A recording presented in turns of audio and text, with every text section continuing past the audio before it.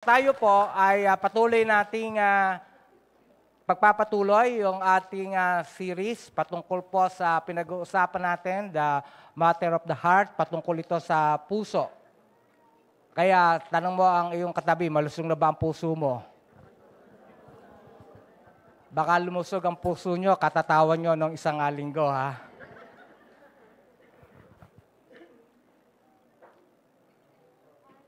Ang ating pong topic ngayon ay Heart Like His. At ating pong pag-uusapan yung buhay ni David sa Old Testament. Isa po si David sa mga pinakakilala o pinakakakaiba at nakaka-inspire sa Bible character. Katunayan, kilala siya kahit nung mga bata pa, mga bata. At paboritong topic ang kanyang mga karanasan. Nag-umpisa siya na makilala bilang isang batang pastol na nakapatay ng isang higanting mandirigma. Kaya very popular yan sa mga lahat ng eskwelahan. Kaya naging isang mandirigma nga itong si David at naging kalaunan ay siya ay makita natin, siya ay matapang at matalino. Isa siyang mahusay na musician, composer, singer, at instrumentalist. So maraming gifts at talents itong si David. Kilala niyo ba yung si David? Yung ngayon lang nakapunta rito, hindi ho yung si David na magtataho. Ho. Yan ho yung David na nasa sa Bible character. At siya ang naging dakilang hari ng Israel. Sa kabilang banda po, si David ay may madilim ding bahagi ng kanyang buhay. Nakagawa siya ng krimen, nag-commit siya ng adultery at murder, at dahil dito, nakaranas siya ng kalbaryo kasama ang kanyang pamilya. At bilang hari, nakagawa din siya ng pagsuway sa Diyos. Iniutos sa kanya ng Diyos na huwag nang magsagawa ng census, pero ginawa pa rin niya ito. Bunga nito, 70,000 na mamamayan ang namatay. Ngunit kahit na may ganitong personal, moral at administrative na pagkukulang si David, ipinahayag ng Diyos ito tungkol sa kanya. He was a man after my own heart. He was a man after my own heart. Hindi po ba, what a remarkable, amazing commendation para sa isang human being. At hindi ito galing sa tao, mga kapatid. Galing mismo ito sa Diyos na nakababatid ng lahat ng bagay. At take note, hindi ito binawi ng Diyos sa kabila ng kanyang mga nagawa. Ang tanong, bakit kaya tinawag si David na a man after God's heart? Bakit po kaya? Bago natin sagutin yan, pansinin muna natin ng ilang basic observations na may kinalaman sa naging buhay nitong si David.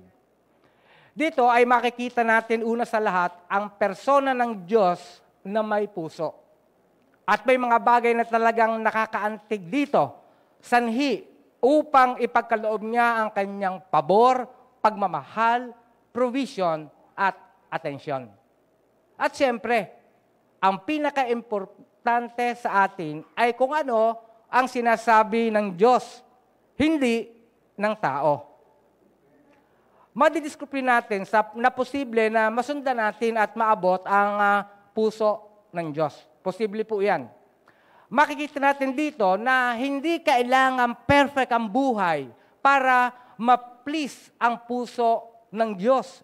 At sa gayoy, kalugdan niya ang puso ko, ang puso natin. Gaya na kung paanong naging proud siya sa puso ni David. At ang kasaysayang ito ni David ay nasulat gaya ng iba pang kasaysayang nasulat sa Old Testament para sa ating ikatututo. Sabihin mo sa iyong katabi, makinig ka. Para yan sa ikatututo natin. Ang naging buhay ni David ay magandang regalo o magandang modelo, kung paano tayo magtataglay ng pusong gaya ng sa Kanya, isang pusong kinalulugdan ng Diyos. Gusto niyo po ba kalugdan ng Diyos ang inyong mga puso? Amen. Ngayon, Let us study and learn from David's distinctive qualities that define his life as a man after God's heart. Kaya, what kind of heart catches God's attention?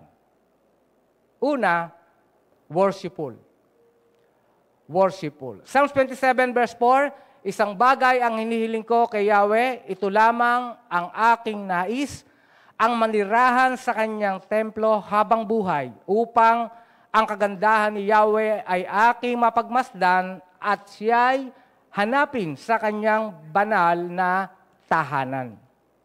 David possesses a worshipful heart. Isa ito sa mga pinakakilalang katangian ni David, ang kanyang pusong sumasamba. Palagi niyang ibinabalik sa Diyos ang papuri, imbes na kunin ito para sa sarili niya. Dito po sa Book of Psalms at iba pang bahagi ng kasulatan, makikita natin ang napakaraming poetry ng pagpupuri, pasasalamat at pagsamba sa ginawa ni David. Narito ang remark ng isang non-English preacher, author, and Bible teacher. Si David ay tinawag na man after God's own heart sapagkat siya ay sagana sa pagpapahayag ng pagpupuri higit kaysa kanino man na binanggit sa kasulatan. Ang pagsasanib ng kanyang taos-pusong pag-amin ng kasalanan at pasasalamat sa kahabagan ng Diyos ang naging dahilan upang siya ay lubos na kalugdan ng Panginoon.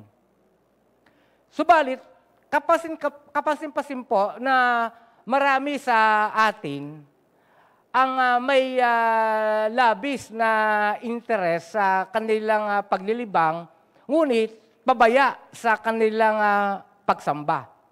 Kaya nga, kung ikukumpara ang effort na inilalaan ng iba na mag-alay ng pananalangin at papuri sa debosyon ni David ay malayo. Kasi halos nga, yung iba ay hindi nga sila ganoong kapassionate sa pagsamba. At katunayan, yung mga hindi ko naman nilalahat, sa JRCM wala naman yan, ay yung mga pinagpapalit nila ang pagsamba sa Diyos, lalo na pagka may birthday, mayroong party, o mayroong ka-business transaction. Pero si David, hindi siya gano'n. Iba yung devotion ni David. Gayon na lamang, ang sabi dito, gayon na lamang ang respeto nitong si David pagdating sa usapin ng pagsamba. Kaya, anong application nito, mga kapatid? What is the point? Hindi sapat na alam lang natin na dakila ang Diyos. Kailangan din nating ipahayag ang ating pagsamba sa Kanya. Hebrews chapter 13, verse 15. Anong sabi? Therefore, let us continually offer to God a sacrifice of praise, that fruit of lips that openly profess His name. Pwede ba kayo naman ang bumasa ng malakas? Ready, go? Therefore, let us continually offer to God a sacrifice of praise, the fruit of lips that openly profess His name. Ang tunay na katanggap na handog ay ang bunga ng mga labi na nagpupuri sa kanyang pangalan. Marami at iba't iba ang mga paraan na nakikita natin sa iba at maging sa atin, yung pagpupuri sa Bible. Pero isang malinaw na pagkakakilanlan ng buhay ni David ay ang kanyang masidhing pagpupuri at pagsamba sa Diyos. Ang tanong ay, are you truly a worshiper? Yan ang tanong. Yan ang tanong mo sa iyong katabi. Tunay ka bang mananamba sa Diyos? Tingnan nyo naman, ayaw mong tingnan. Mare, ang sagot ng iba, hindi po ako magaling kumanta. Mga kapatid, hindi pagkanta ang pinag-uusapan lang natin dito. May mga magagaling kumanta, pero ang tanong pa rin, worshiper ba talaga siya? Nang unang banggitin ang worship sa Bible, walang instrumento, walang awitan, Walang gathering na kagaya nito, mga kapatid. Ang meron noon ay, nung una, ay isang ama, katulad ni Abraham. Isang anak, si Isaac. Merong panggatong, merong kutsilyo, at pusong handang patunayan na tunay ang kanyang pagsamba. Para sa hindi nakakaalam, ay ito pong si Abraham, merong kaisa-isang anak, at sinabihan siya ng anghel ng Panginoon na itong si Isaac ay ihandog niya sa altar. Ihandog niya sa ating Panginoon Diyos. Kaya siya mismo ang talagang maghahandog nito, siya ang papatay nito. Kaya merong panggatong at merong kutsilyo. Yung di nakaalam, basahin po ninyo. Mababasa po ninyo yan. Kaya ang tanong mga kapatid ay, is your heart really a worshipful heart? Tunay nga ba na kayo ay tunay na mananamba sa Diyos? Kayo po ang nakakaalam niyan. Gaano kahalaga sa inyo ang pagsamba sa Diyos? Pangalawa, trusting. Psalms 23 verse 1, sabi, si Yahweh ang aking pastol, hindi ako magkukulang. David possesses a trusting heart. David possesses a trusting heart. Isa pa sa malinaw na makikita ng buhay ni David mula sa pagkabata ay ang kanyang buong pagtitiwala sa Diyos, lalo na sa pinakamatitinding hamon ng buhay. Ikalawang katangian ng pusong sumusunod sa Diyos ay ang pagtitiwala sa kanyang probisyon. Narito ang ilang mga pagkakataon kung paano i-demonstrate ni David ang kanyang pagtitiwala sa Diyos. Una, bago harapin ni David si Goliath, matatandaan na tumanggi si David na isuot ang armor ni King Saul dahil hindi ito akma sa kanya. Pero hindi lang po ito sa pisikal. Alam ni David na magkaiba rin ang sukat ng kanilang espiritual na pagtanaw sa sitwasyon. Spiritually, may hindi nakikita si King Saul at ang kanyang mga mandirigma na nakikita ni David na ang laban kay Goliath ay hindi lang isang military battle, kundi isang laban ng pananampalataya para ipakita kung sino ang tunay na Diyos. Ito, isang story pa rin ito sa Bible kung alam niyo. Ngayon, I want you to listen using your spiritual ears to this statement of David sa pangungutya ni Goliath. Kasi sila ay nagkaharap. Siguro, alam niyo yun, baka minamaliit ni Goliath si David. Alam niyo naman yan siguro, yung David and Goliath. Siguro, pagka nag-uusap sila, nagsisigawan sila, at talagang kinakantsawan ni Goliath si David. Siguro, itong si David naman, pagka tinatawag niya si Goliath, ay sabi niya, ay baka nakaka-echo pa ito. Mare Goliath, yat. Siguro ganun yan eh. Parang kung titingnan mo yun, wanda ka sa akin, ken. Siguro ganun yun. Ewan ko lang, naisip ko lang ngayon. Pero ito yung sabi, sa 1 Samuel 17 verse 45, I come against you in the name of the living God of Israel, whom you have defiled. Yun ang sabi ni David. Pangalawa, sa isa pang matinding yugto bago siya maupo bilang hari, pinangunahan ni David ang kanyang mga tauhan upang talunin ang mga kaaway sa Siklag. Napakahalaga ng panahong iyon dahil ang ilan sa kanyang tauhan ay nagdadalawang isip na sa kanyang pamumuno. Kumbaga, nabawasan na ang kanilang kumpiyansa sa leadership ni David. David was at the point of discouragement at this critical moment. Hindi niya alam ang gagawin at masdan ninyo ang ginawa niya sa pagkakataong ito. Tingnan niyo, sabi, 1 Samuel chapter 30 verse 6, David was greatly distressed because the men were talking of stoning him. Each one was bitter in spirit because of his sons and daughters. But David found strength in the Lord, his God. Pangatlo, habang nasa panahon na siya ay tinutugis ni Saul at ng kanyang mga tauhan, pinakita rin ito dito ni David ang napakalaking tiwala niya sa Diyos nang tanggahan niyang patayin si King Saul. Alam niyo po ba yon? Pwede sana niyang samantalahin ang pagkakataon, pero pinili niyang maghintay sa tamang oras at probisyon ng Diyos, imbes na itulak ang sariling agenda. Alam na ni David na siya na ang susunod na hari dahil pinahira na siya ni Propeta Samuel. Ngunit, pinili niyang maghintay sa tamang timing ng Diyos. Kahit nasa sitwasyon siya na mismo ang hari ang umahadlang na maganap ito. Ibig sabihin nun, ay yung ginagawang paghabol ng parang papatayin si David na kanyang mga tuhan, pero hindi siya gumanti agad kahit nasa pagkakataon na pwede niyang patayin si Saul. Nasa Bible pong lahat yan. Kaya makikita natin dito na sobrang kabaliktaran ito itong si David, sobrang, ulitin natin, mali yung phrases. Humble itong si David, masunurin ang puso niya sa Diyos, obedient siya, pero sobrang kabaliktaran ito sa attitude ni Haring Saul na puno ng kayabangan, insecurity at padalos-dalos na pagdidesisyon.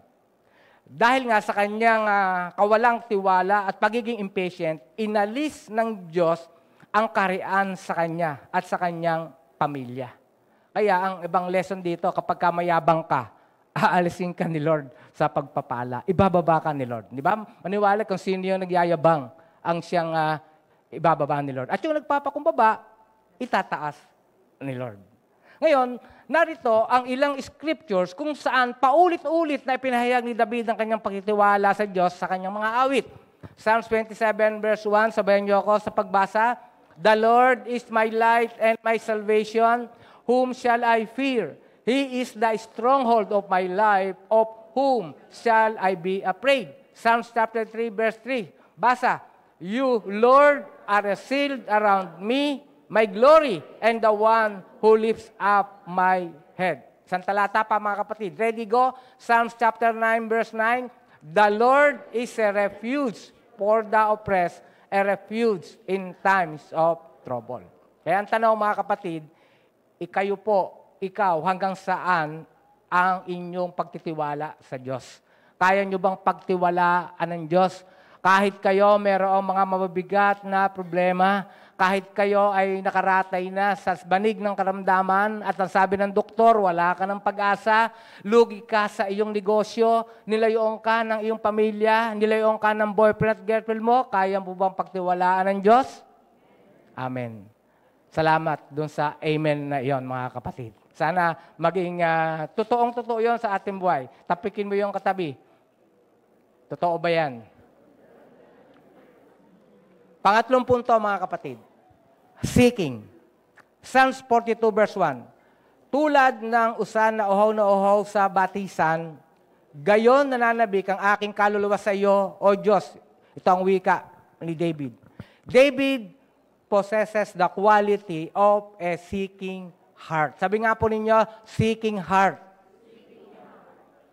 Lagi niyang hinahangad ang presensya ng Diyos. Yun ang kagandahan kay David. Presensya ng Diyos ang hinahangad niya. Yung iba sa atin, baka palagi hinahangad natin, yumaman, pera. Di ba? Ganun palagi. Hindi naman masama, di ba? At yung mga bagay na. Pero itong si David, hinahangad niya ang presensya ng Diyos. Dahil nga sa kanyang worshipful heart, kaakibat nito ang kanyang matinding pagnanais na laging hanapin ang presensya ng Diyos. Sabihin mo sa iyong katabi, presensya ng Diyos ang hanapin mo. Mahalaga na pinupuro natin si Lord publicly, gaya ng ginagawa natin ngayon na sama-sama tayong sumasamba. At ito naman din naman ay inutos ni Lord na huwag nating kaligtaang gawin ang mga ganitong pagtitipon. Ngunit, dapat po nating malaman na dumadaloy dapat ito mula sa ating malalim, intimate, close, personal relationship sa Diyos. Dapat ganun po ang ating relasyon sa Diyos. Ang pagpupuri dapat natin ay hindi tip of the iceberg lang. Meaning, ang nakikita ay ang ating tangible form of worship. Subalit, sa ilalim ito, ay isang mas malaki, mas passionate, at mas masidhing pagnanais na maranasan ang presence ni Lord. Ibig sabihin nun, hindi lang dapat panglabas yung ating pag-worship sa Kanya. Kaya pag binasa po natin ang buong Psalms 119, makikita po natin kung paano inilarawan ni David ang kanyang personal at masidhing pagnanais na maging very intimate sa salita ng Diyos. Kaya, mga kapatid, pag nilay-nilayan natin ito at naway malasahan ang tamis ng mga banal na utos ng Panginoon at ang tapat sa puso ng pagkilala ni David sa kanyang mga kasalanan ay patunay ng kanyang tunay na pagnanais na manatili sa piling ng Diyos. Ano man ang kalagayan niya, ang palaging nais niya ay mapanatili ang presensya at pagnanais niya, manatili siya sa piling ng Diyos. Kaya, alin niyo po ba ang pinakakinatatakutan ni David? Ang mawalay sa Diyos na pinakamamahal niya. Pang-apat, faithful. Sabi nga ninyo, faithful. Unang Samuel, chapter 17, verse 45. Samahan niyo ako sa pagbasa. Ready, go. Sumagot si David, ikaw ay lumalapit sa akin, dala ang tabak, sibat at itak. Ngunit ako na may lalapit sa iyo sa pangalan ni Yahweh na makapangyarihan sa lahat, ang Diyos na hukbo ng Israel na iyong hinahamak. David possesses a heart that genuinely believes in the supernatural power of God. Ang pusong ito na puno ng pananampalataya sa kayang gawin ng Diyos has turned into a courageous heart which led him to aspire great things for His glory. Ang palaging goal niya ay maitanghal ang pangalan ng Diyos na kanyang pinaglilingkuran. At isa ito sa mga pangunahing dahilan kung bakit inilarawan ng Diyos si David bilang a man after his own heart. Hindi kailanman tumigil si David sa paniniwala na nais ng makapangyarihang Diyos na ipakita sa kanyang kapangyarihan at kaluwalhatian dito sa mundo. At bilang teenager pa lang siya noon, naniwala siya na ililigtas siya ng Diyos mula kay Goliath, gaya ng pagliligtas sa kanya mula sa leon at oso. At nang maging hari din siya, hinangad niyang magtayo ng templo na magiging pagpapakita ng kaluwalhatian at karangalan ng Diyos. Mga kapatid, how I wish and pray na sana magkaroon tayo ng ganitong uri ng hangarin ang bawat isa sa atin.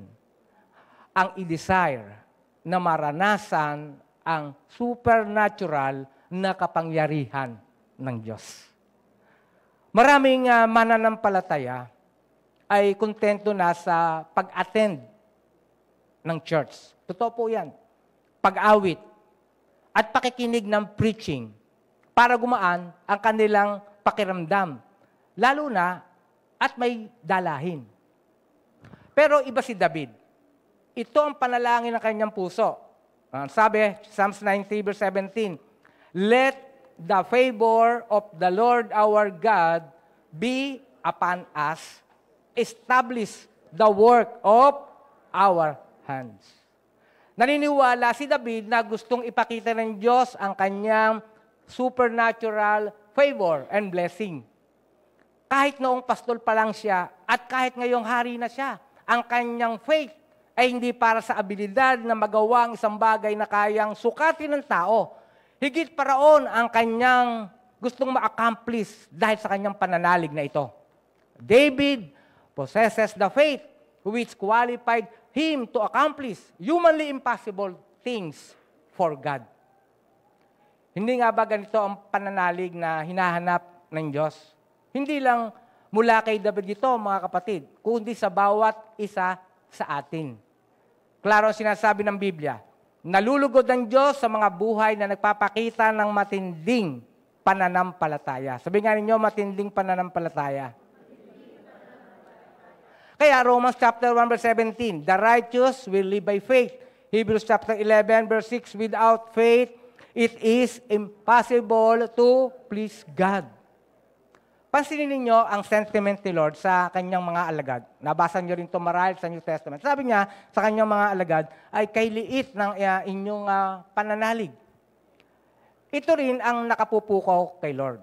Every time na nakakasakses siya ng isang pambihirang pananalig mula sa mga unlikely people, samantalang ang mga taong lagi niyang kasama na narinig ang kanyang mga turo at nasasaksihan ng kanyang power demonstration, ay hindi nakapagpakita ng pananalig na nakita niya sa isang Samaritana o isang Hentil. Ibig sabihin nun, na-amaze si Lord doon sa nagkaroon ng power demonstration sa kanya, nagpakita ng pananalig itong Samaritana o isang Hentil. Hindi po ba? Nabasahin po niya yan. Ngayon, anong ibig sabihin nito? Ano yung application nito sa panahon natin? Dapat po nating i-revisit ang ating faith. Particularly, sabi nga ninyo, revisit. I-revisit natin, babalikan natin, tingnan natin, suriin natin yung ating pananampalataya. Lahat tayo, kasama po ako dito, hindi kayo lang. Particularly, ang ating ability to believe God for greater things. Tingnan natin yung ating pananampalataya. An ability to believe God, to demonstrate His power. We honor Him through worship, but we experience Him through faith. Dapat ganun po, hindi po ba? Si David, hindi siya kailanman nag-quote lamang ng mga dakilang pagpapakita ng kapangyarihan ay para lang sa panahon ni Moises at Joshua. Siya mismo ay nanalangin para sa supernatural anointing at siya mismo ay nagkaroon ng malalim na pananampalataya na ang kanyang sariling buhay ay maging salamin ng kapangyarihan ng Diyos. Kaya muli ang tanong, mga kapatid, kayo po ba ay do you possess a heart that genuinely believes in the supernatural power of God? Meron kaya kayong ganitong pananampalataya? Yung supernatural power of God, mga kapatid. Sa pangwakas ng mensaheng ito, the problem of a human heart that missed to catch the attention of God. Kung titimbangin natin ang rewards ng isang pusong kinalugdan ng Diyos sa katauhan ni David, masasabi natin na grabe. At hindi matutumbasan ang mga gantimpala at kaligayahan na pwedeng matanggap at madama dito pa lang sa lupa. Kaya itong ibigay ng Diyos sa kanyang mga anak na nagsasabing umiibig sa Kanya. Subalit, ang problema, parang hindi ganoon ka-strong ang ating desire na maranasan ang mga ito. Parang nakontento na tayo sa mga mabababaw na bagay na natatanggap natin, na kahit papaano ay nagpapasaya sa atin.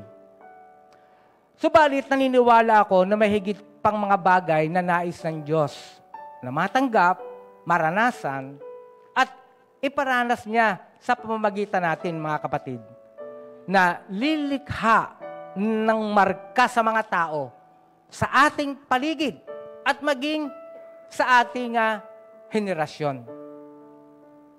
Para lang mapaunawa ko ito sa inyo, nais kong illustrate sa inyo to sa isang makataong kaisipan. Para lang talaga mabigyan ko ng illustration ito sa inyo. Gusto ng Diyos na bigyan tayo ng Rolls Royce na nagkakahalaga ng 40 million. Pero, kontento na tayo sa second-hand old model na Mitsubishi Lancer. Gusto rin ni Lord na pagtiwalaan ka sa multi-million construction project. Pero, kontento ka na sa pag-repair ng sirang tiles sa banyo ng kapitbahay mo. Gusto ni Lord na gawin kang susi sa pagkakaroon ng righteous government ng Pilipinas, pero kontento ka na lang sa pagboto tuwing eleksyon. Sa usaping espiritual, mga kapatid, ganyan ang potential mo na nais ni Lord na sana ay sampalatayanan mo at gawin mo. And once na mabuksan ang spiritual eyes mo at i-visualize mo ito para sa sarili mo, doon ka palang mag-uumpisa to believe God for greater things and attempt great things for God. But remember, it all begins with the condition of your heart. Pwede ba palakpakan natin ang ating Panginoon? Kung kilala niyo po si Pastor Rolly, noong nagsisimula pa lang akong mag-ministry, hindi kayo maniniwala na makakaabot ako sa ganitong kalagayan. Napakalayo na makakaroon ng ganitong shift sa buhay ko nung ako ay maabutan nyo na ngayon dito sa Cavite. Wala akong material na bagay. Hindi ako mahusay na preacher. Hindi ako matangkad. At lalong higit, hindi ako macho. Machuno rin lang ako sa asawa ko. Hindi rin ako makarisma. Maraming bagay na hindi ko taglay para maging successful sa ministry. Pero ang alam ko lang na tagline ko ay ito, alam kong mahal ako ng Diyos. Malinaw sa akin na tinawag ako ng Diyos sa kabila ng aking kalagayan. At handa akong gawin ang pinagagawa ng Diyos. Marahil, nakita niya ang puso ko. Kaya in His divine providence, unti-unti niya akong dinala sa direksyong tinatahak ko ngayon. Madalas ko sinasabi, 73 years old na ako. Ngunit ang puso ko ay batang-bata pa pagdating sa pagnanais na sumunod sa kanyang mga plano sa buhay ko. Masaya ako sa asawa ko. Napakapalad ko sa pagkakaroon ng kabiyak na katulad ng aking asawa, si Sister Beth. Masaya ako sa anak ko, si Gideon at mga apo, at sa buhay na meron ako ngayon. Ngunit, masigit ang aking kasiyahan sa pagkakaroon ko ng relasyon sa Diyos. Ang aking ultimate priority ay sambahin ko siya. Ang aking ultimate source of courage ay ang pagtitiwala ko sa Kanya. Ang aking ultimate desire ay ang samahan ako ng presensya niya gaya ng Kanyang pangako sa Matthew 28, verse 20. Ang aking ultimate ambition ay maipakilala siya sa pamagitan ng mga demonstrasyon ng Kanyang kapangyarihan sa aking buhay. Dahil dito, kahit ganito na ang edad ko, puno ng pangarap ang puso ko na may kinalaman sa Kanyang layunin. Marahil, ito ang nagpapalakas sa akin.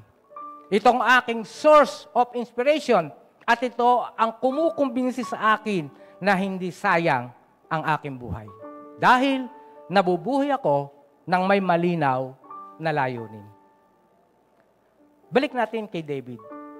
Napukaw ni David ang puso ng Diyos dahil ang ambisyon niya ay tumanggap ng mga dakilang mga bagay mula sa Diyos.